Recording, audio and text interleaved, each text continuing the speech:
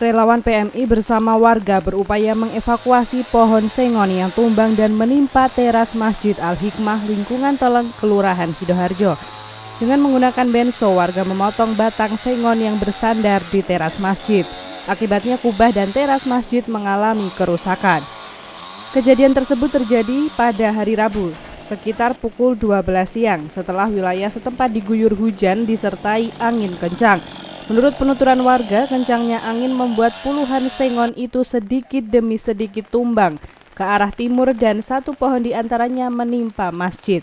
Warga setempat pun terus berupaya menebang pohon sengon yang membahayakan dan berpotensi tumbang lantaran angin kencang disertai hujan masih terus terjadi.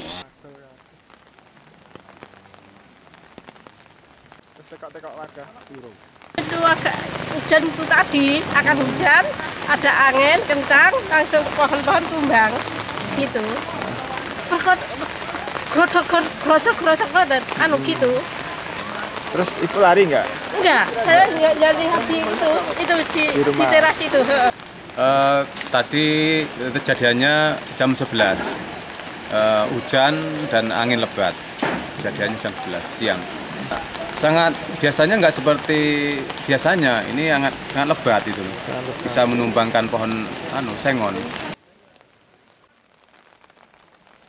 Selain merusak masjid, pohon tumbang itu juga menyebabkan arus listrik di 3 RT wilayah setempat padam. Trinoto melaporkan.